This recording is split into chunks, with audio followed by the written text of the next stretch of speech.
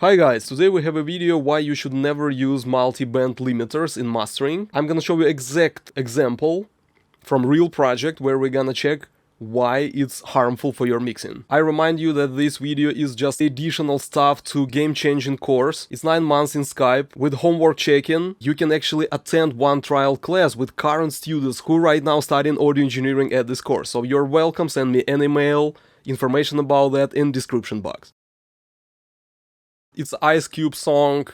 I produced and mixed this song many years ago. It's pretty old project. Actually, it doesn't have a couple of even plugins in insert, so it should sound a bit different. For example, this part, second verse. Getting in free, so what's up now?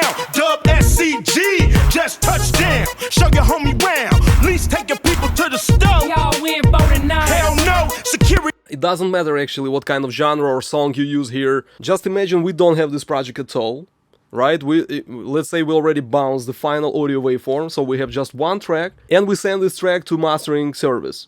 And mastering engineer is supposed to be making this mix better. Some adjustments can be applied, but the most important, of course, it should be really thoughtfully created volume boost.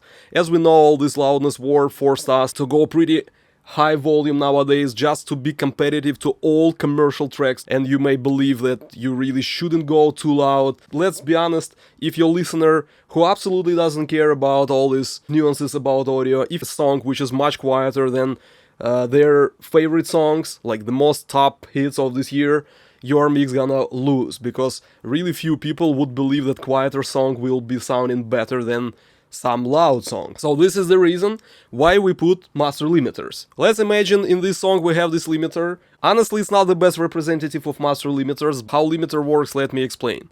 Transients is like impulses in the beginning, then you have like sustain of those parts. I don't call them notes, I call them parts, because a part is a combination of a bass note at this moment. It can be a kick, it can be a snare, it can be hi-hat, it can be a note of a vocal, so they all combined in this one part. Then you have like the second part, right, like some transients, some like sustain, combined waveform of many different instruments. In the third part, so headroom is 0 decibels, right, 0 dbFS. We consider it like digital zero. We never should go higher than digital zero, otherwise waveform will be cut. So if you put this waveform higher than digital zero, you basically raise volume like this. All peaks above this headroom 0 dbFS will be cut, and those peaks will be like almost like square waveform. Because of that, it sounds sharp, it sounds pretty annoying, and a lot of people really don't like the sound. Actually, if you just listen to it, you still may believe it sounds fine, but to be totally honest, not so smooth sounding. So digital clipping is not a good idea actually. So instead, what you do, you use master limiters, or maximizers differently speaking. Maximizer and master limiter is the same thing. So what happens exactly? You use dynamic processor. Any dynamic processor works with a threshold. So red color is our threshold. And what we do, we put this threshold pretty low. We put it specifically below some maximum peaks, the loudest peaks, let's say like this. And what happens next? Limiter works with infinity to 1 ratio, which means any peak which goes higher than the red line will be compressed, which, differently speaking, will be suppressed in volume. So it will be just suppressed down to red line. So you're not gonna have those peaks, but comparing to clipping, waveform will not be cut. Peaks actually just go down in volume. It will be just decreased in volume, but not cut, like it happens in clipping case. Master limiters have built-in so-called makeup gain, and it's automatic. Now let's say your threshold was something like minus 6 dB, right? So black line, it's a 0 dB, and red line minus 6 dB, for example. So on this plugin, as you can see, I put this threshold, it's a red line parameter. So you put it minus 9.6 or minus 6, like on the screen now. This master limiter bring final result in waveform back to so-called output ceiling. Output ceiling in this plugin, as you can see, minus 0.3, so I specifically use a bit of headroom, many different approaches. I never teach in one way, I always shows like all possible different theories and size of view on different topics and subjects, so we check all this possible stuff. So in this case we use this a bit of headroom, minus 0.3. It happens automatically that it pushes final waveform back to digital zero. In our case almost to zero, to minus 0.3, like this. and it will be almost up to 0. And that's why your song will sound louder. It's really simplified explanation, to be totally honest. There is much more stuff happening. Definitely should be considered with the tech. Sometimes some master maximizers, it's a combination of soft clipper and limiter together. All this stuff I explain on the course. Our topic today is why you shouldn't use multiband limiters. We have a reference track, it's already mixed and mastered. Sounds like this. She don't want none, nigga better run. When beef is on, I pop that trunk. If we're gonna listen to our just mixed track, our track will be much quieter. So it will sound like this. Getting in free, so what's up now? Dub SCG, just touched down. People just gonna choose, of course, How We Do track by 50 Cent and The Game, right? Because it just sounds louder, so it's impossible to really keep our track like this, so we definitely need this volume push. I apply right now L2, and we sound pretty close now in volume to the reference track. Getting in free, so what's up now? Dub SCG, just touched down. So again, this is the reference track. She don't want none, nigga better run. When beef is on, I pop that trunk. And this is our track. Getting in free, so what's up now? Dub SCG, just touched down. Show your homie round, at least take your people to the Typical standard limiter works just with dynamics. It really doesn't interact too much with your frequency response of your mix because it's just considering maximum peaks. Those peaks go down in volume, but frequency balance in your mix more or less balanced. So just ask yourself, if you're a mastering engineer, right? And let's say you work with some specific mixer. These guys have put a lot of effort to make this amazing mix, to kind of balance all instruments together. They create a specific volume balance, specific frequency balance in their project. So a lot of people don't realize that a big part of skills of mastering engineer is not just to improve something. Actually, sometimes mix is so well done that mastering engineer should have skills to recognize those amazing nuances and not spoiling those balance, frequency balance, effects, layering, all that stuff. So it's really huge part not to spoil mix, and that's why you use some master limiter which kind of doesn't really interact with frequency balance too much. Now let me show you what happens if you use multiband limiter. Now, as you can see on my screen, I have 3 different multiband limiters from Waves, from the same manufacturer, with this kind of amazing technology, multiband limiting. Obviously, if you understand what multiband processor is, you definitely can say what disadvantages of those processors. Just imagine there is absolutely no disadvantages of multiband. I'm gonna tell you other 10 seconds about my course. We have homework check-in, and you choose your own projects in any genre you want. And in real time, during classes, homework checking classes, we check your mix and I improve your mix, not just like randomly, but comparing your projects with top sounding mixes made by the greatest audio engineers of all time. And we never stop until your mix sounds at the same level like those mixes. What's cool about that, I do it in real time. So it's not like suggestions what you should improve. You really see the process, how I make decision, what exactly I check, how exactly I do it. So homework checking is like really huge, important part of this course. Let's continue. You may not know this, but who knows, right? Ultra Maximizer is actually also multi-band limiter. It looks like exactly like L2.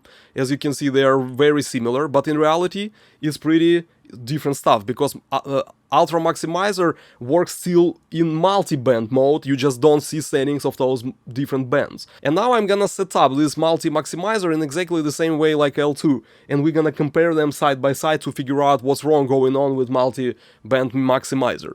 So I use the same threshold, 9.6, and I use output ceiling minus 0.3. This plugin has built-in dithering, and as you can see, I don't use any of those. You may not notice what's really going on, so check it out. If we just listen to them side by side like this, so L2. Getting in free, so what's up now? Dub SCG, just touched down. Getting in free, so what's up now? Dub SCG, just touched down. Getting in free, so what's up now? Dub SCG, just touched down. Getting in free, so what's up now? Dub SCG, just touched down. Over here, you definitely can say there is not too much differences between L2 and L3. And to be totally honest, again, difference is pretty subtle. Not so huge difference like in some other projects. But even here, I'm gonna prove right now that actually it makes difference. Depending on what kind of a signal goes through this limiter cuts peaks only in specific frequency ranges. So check it out. Getting Getting in free, so what's up now? Dub SCG. So as you can see, when we hear kick, you see that low frequencies and low mid range from like this red band and this green band compressing. Compressing is still volume drop, right? So you still lose some volume over here. So your kick actually sounds a bit thinner with L3 maximizer than with L2. L2 gives you fatter sound. So right now only L3 working. If you don't know how it looks like, this yellow button means the plugin doesn't work. So right now it's only left plugin working, right plugin doesn't work. Let me show you, for example, one interesting thing. For example, just imagine in this song you don't have kick anywhere. For example, it's really common, right, when in this genre you kind of have some not existing drums and then they start to play again, right? So it can be possible. So let's imagine you don't have kick. Getting in free, so what's up now? Dub SC. As you may notice, when snare hits, you still have some volume drop around upper mid.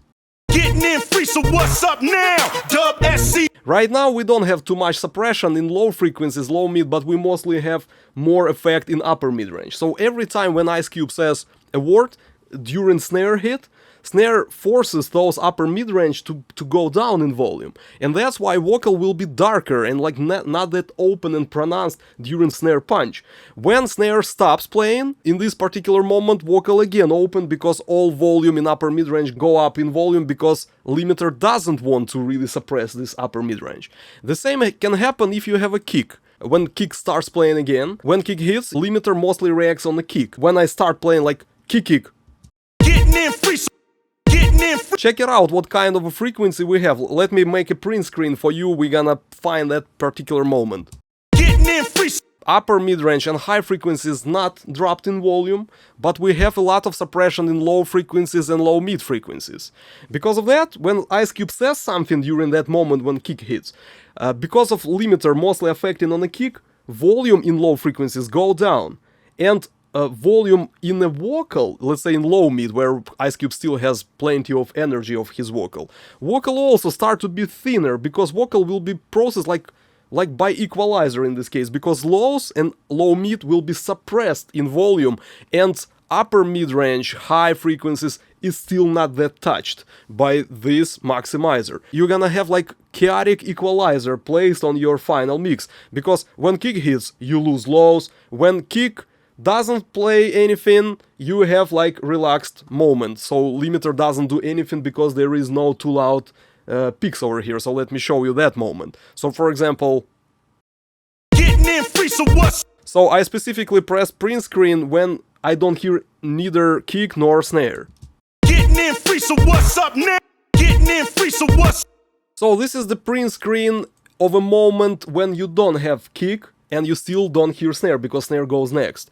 And now you can see frequency more or less even, right? So now you don't have too much equalizer curve in this case. You kind of don't affect on frequencies in this case. So Ice Cube's vocal right now will have the same frequency like a mixer before mastering engineer, like those guys mixed this vocal. And then snare hits. And when snare hits, getting in free, so what's up?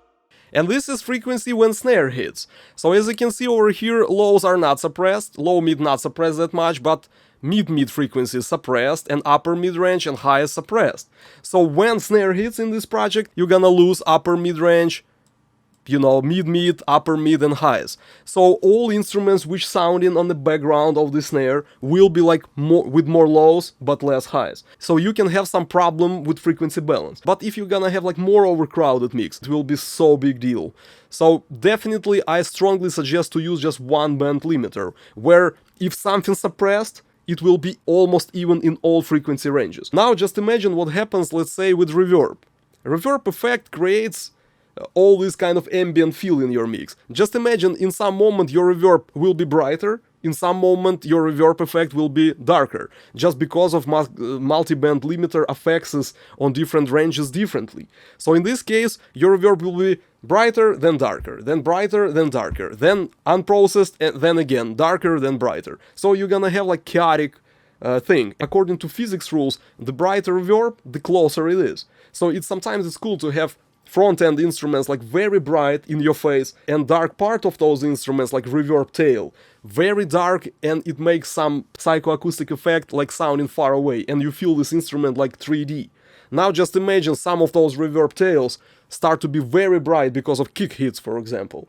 And this multiband limiter just bring all this reverb closer to you, so closer, further positioning. Will be just felt like closer position of your reverb effect. And that's why reverb will be broken. So guys who work before you, they will not like your mastering just because of you really affected on their frequencies. And not just like in really subtle way, but in random way. Other fact about my course. So we have full fat theory. This course specifically was designed to give people opportunity never learn anything related to audio engineering after this course. So we're covering all possible topics related to audio engineering, from music writing, production, mixing, mastering. Obviously 80% of this course is mixing, mastering, even sound design, vocal tuning. So this course supposed to be like the fullest possible education, and not just like theoretical classes, as I said before, but with really homework checking. Because honestly, from my personal experience, I'm teaching already for 6 years, and I teach so many people, and I noticed even really experienced audio engineers, when they learn theory, they definitely understand all this stuff, but understanding theory doesn't mean you really translate all this in your real practical skills. And when I check homeworks, there is so many mistakes. The price of this course, something similar to average microphone on one pair of some like average monitors.